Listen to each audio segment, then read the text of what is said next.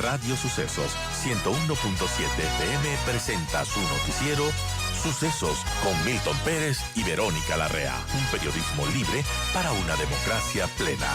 Los hechos y las opiniones de los sucesos que marcan nuestro tiempo.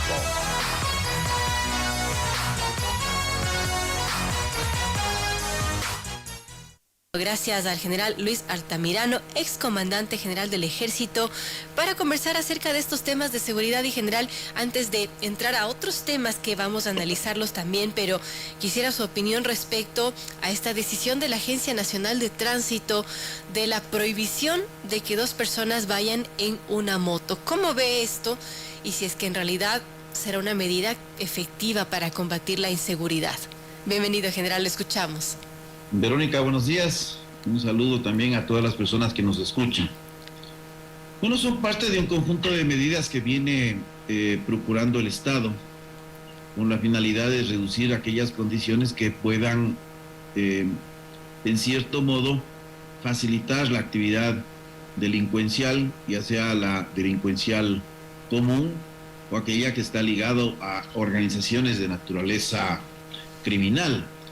Sin embargo, bueno, veo que se han emitido ya disposiciones mucho más claras. Esto queda en potestad prácticamente de los gobiernos autónomos descentralizados, en emitir las ordenanzas respectivas. Hay que tomar en cuenta que se han generado excepciones y eso me parece a mí lo más adecuado, hasta que se busquen otros mecanismos a futuro. Porque mire, la moto es un elemento de transporte y es un elemento de transporte no precisamente de la gente que tiene un nivel socioeconómico alto. Muchas personas, cónyuges, parientes, se mueven en una moto con la finalidad de alcanzar su lugar de trabajo y para otro tipo también de menesteres. Entonces es importante generar estas excepcionalidades. Yo creo que a futuro los gobiernos autónomos descentralizados debieran buscar, por ejemplo, como se han hecho en otros países que han atravesado situaciones de esta naturaleza, la obligatoriedad, por ejemplo, de uso de chalecos, el monitoreo a través de sistema de chips, de tal forma de que se pueda mantener un mejor control y de igual forma, pues al detectar un automotor de esta naturaleza que no tenga estos instrumentos, inmediatamente tiene que ser revisado y verificado cuál es la condición por la cual no dispone.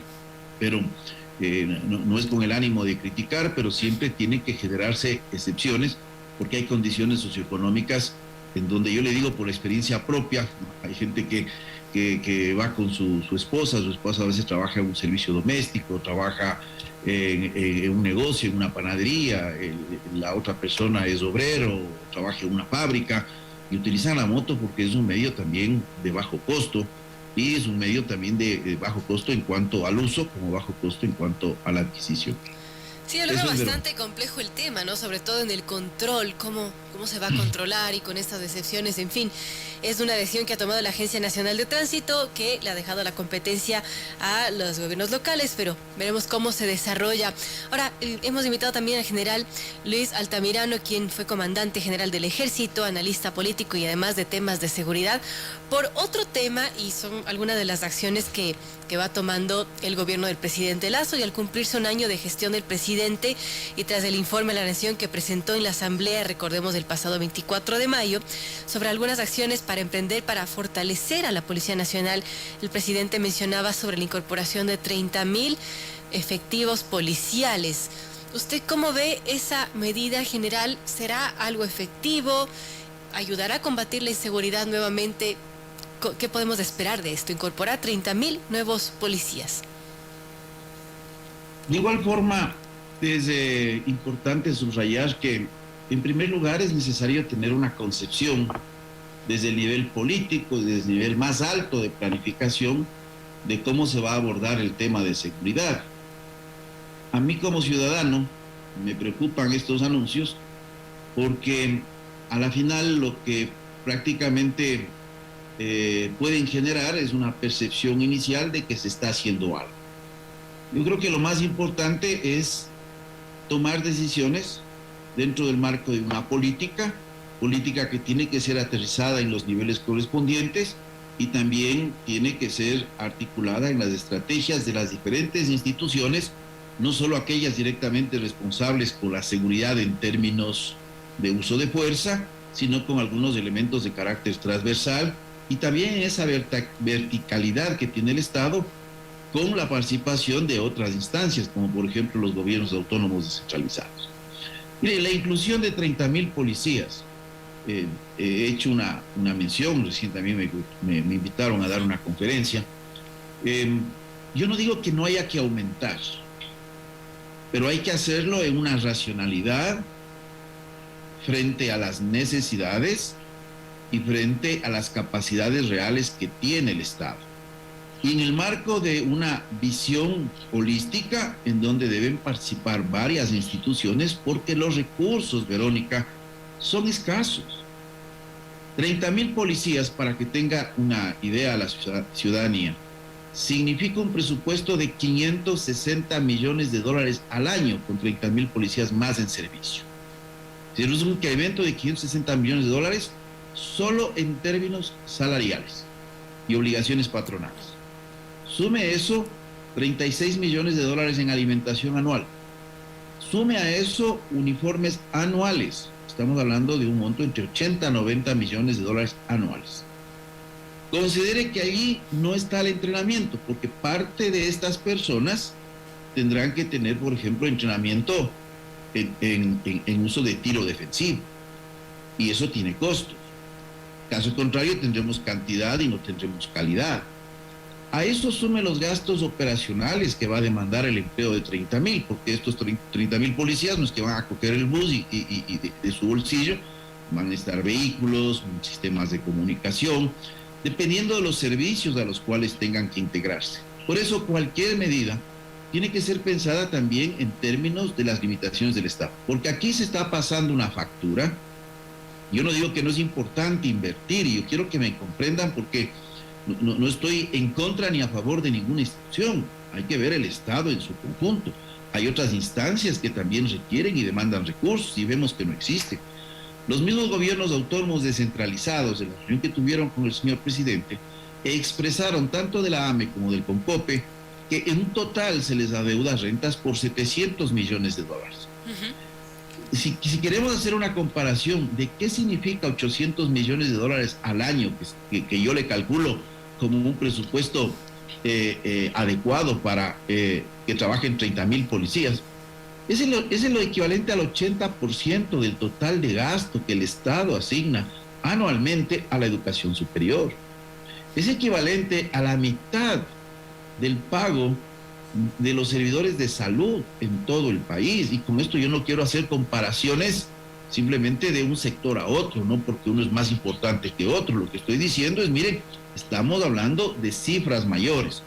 Ahora, existen otros problemas, porque usted tiene una institución, como lo señala el artículo 62 de la Constitución.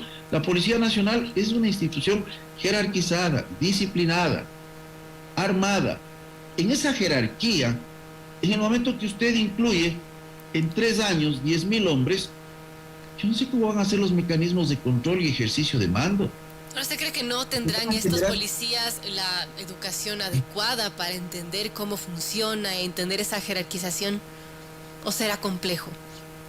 Mire, otro de los problemas, bueno, ¿cómo voy a tener 30,000 policías? Pensemos en que tenemos los recursos, que no se puede pensar en eso. Las decisiones, Verónica, en el ámbito privado y público, tienen que tomarse con base a situaciones de costo-beneficio y verificando todas las otras alternativas. En términos educativos, y le digo porque tenemos la oportunidad de estar mucho tiempo ligado a la educación militar y de igual forma a la educación superior en el país. Ejerzo la cátedra cerca de 7 años en las universidades. No se puede pensar de que un ser humano es igual que un objeto. Yo pongo más tecnología y ese objeto en una línea de producción, antes lo hacía en 2 horas, ahora lo hago en 1 hora. No es así, el ser humano requiere procesos. Y estos procesos permiten incorporar y tener el dominio de competencias. Y uno de los elementos importantes en la educación es justamente los principios y valores, y más aún en una profesión de esta naturaleza. Eso hace necesario que los procesos tengan que ser completos, Vamos a formar policías en tiempos récords de 6 meses, más susceptibles a la penetración y a la influencia externa, porque la Policía Nacional es una institución respetable, pero lógicamente es una institución que en el contacto con la sociedad también permean los problemas de carácter social. Y mire las competencias de dominio que deben tener. Ahora, hay que buscar alternativas. Por ejemplo, se estaba hablando recientemente de que se va a hacer una policía científica. O sea, que no era una policía de conocimiento. Claro que es una policía de conocimiento. Si yo voy a ingresar, por ejemplo, se dice antropólogos, sociólogos, mire, ingrese servidores públicos, especialice. ¿Por qué? En el momento que usted ingresa a un uniformado, usted le sujeta a una carrera en donde se generan obligaciones de largo plazo, y el teniente antropólogo mañana va a ser capitán antropólogo y mañana va a ser teniente coronel antropólogo, haciendo lo mismo, ganando un mayor sueldo, en un sueldo para una situación de riesgo que no la tiene. Entonces, mire, estos procesos de eficiencia administrativa también los tiene que observar Fuerzas Armadas. Estaba dentro de los procesos de cambio y transformación en el ejército. Tenemos que cambiar el chip. Es necesario un estadista, Verónica. La política, yo digo, esta frase es mía, ¿no? La política sin matemáticas puede ser un sueño, pero mañana se puede convertir en una pesadilla. Porque yo quisiera ver qué va a pasar con los 30,000 policías de aquí a 6 años. Ya no estaremos hablando de policías rasos, vamos a estar hablando de cabos, ya no vamos a estar hablando de subtenientes, vamos a estar hablando de tenientes. Los antropólogos, los que entraron con el grado de teniente que corresponde a la ley de personal de la Policía Nacional, y estarán de capitanes. Mire, se requieren recursos en el Servicio Nacional de Atención Integral, centros de privación de libertad, se requieren recursos en inteligencia, tecnología, plan de carrera. Se requieren recursos de la función judicial, porque el crimen se combate también con la persecución del delito. Para eso se necesita mejores jueces, captación de fiscales, capacitación, formar salas especializadas. Ahora, con la ley del uso progresivo de la fuerza, más que nunca es necesario jueces que conozcan el empleo y la naturaleza de la aplicación de la normativa que está haciendo. Para todo eso se requiere dinero, ¿no? Entonces, yo quiero que ustedes se imaginen que en este momento estamos generando una factura. Y yo creo que la sociedad civil en su conjunto, nosotros como ciudadanos, nosotros tenemos que exigir que el gobierno tome decisiones inteligentes. A mí me preocupa estos anuncios, porque lo que se evidencia más bien es que no hay una política nacional de seguridad clara. Estamos dando palos de ciego, hacemos anuncios, buscamos responsabilizar a otros. La responsabilidad es del Estado, primariamente, gobierno central y todas las instancias. Y tenemos que contribuir los ciudadanos en la medida de lo que nos corresponde en nuestras obligaciones. Amigos, son las 8:02, dialogamos con el general Luis Altamirano, excomandante general del Ejército. Y hay otro tema, general, y que preocupa muchísimo, y es la infiltración que tienen del crimen organizado en los distintos cuerpos del Estado, sea policía, sea Fuerzas Armadas y demás. Recordemos el último caso de Don Nasa, solo por poner ejemplos. Del pasado 9 de mayo, el ministro de Defensa, Luis Lara, reveló que 139 uniformados, de ellos 3 eran oficiales y 136 de otros rangos, fueron identificados como presuntos clientes de inversionistas de esta captadora ilegal de dinero, esta Big Money del fallecido Miguel Ángel Nazareno, alias Don Nasa.